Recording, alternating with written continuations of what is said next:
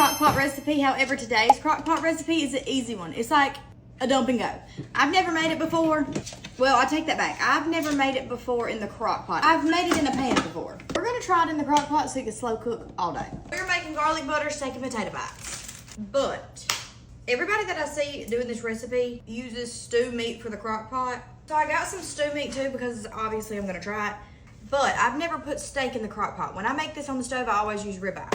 I've never did ribeye in the crock pot. So this is kind of just an experiment. If you're gonna cook it on low all day, you can just use stew meat. Or high all day. I mean, I guess it don't matter.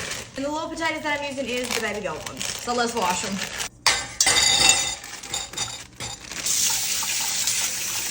I'm gonna cut my ribeye up in about the same size pieces as the stew meat is. Little square chunks.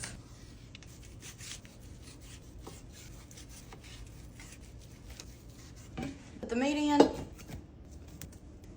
Before I put the potatoes in, I am gonna season it. I'm gonna do Kinder's Buttery Steakhouse.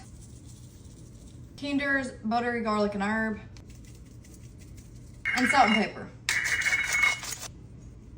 We're also gonna do a Lipton onion soup mix. This is what we're looking like in the crock pot right now. I'm gonna throw my potatoes in. I'm gonna put a little more seasoning on top of my potatoes. When they cook, the seasoning over the top will marinate into the potatoes. I'm not gonna do too much. Maybe. And then over the top, we're gonna do Kerrygold garlic and herb butter. And this thing is softened. Plop that on top. And you can cook on high for like 4 to 6 hours or really until it's tender, but I'm gonna do low for probably 8 hours. We'll check it. It's been about 2.5, 3 hours on low.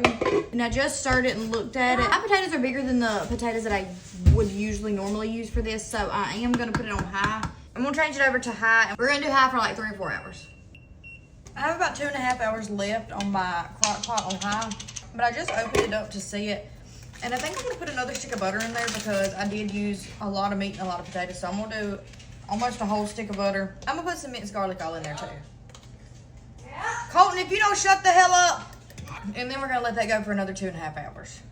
Also, I probably would not even start this on low because I'd probably just do it on high for like 6 hours and then let that be it. It is finally supper time. About 25 minutes ago, I sprinkled in a little bit of brown gravy in there just to like thicken up the juice of it, I guess you could say. I did not put much at all, but we're gonna go ahead and eat because the ribeye is so tender that it's shredded.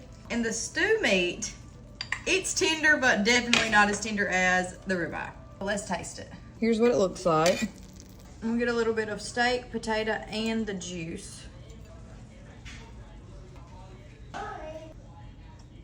It's so hot, I just burnt all my taste buds off. But it tastes really good. It's just hot.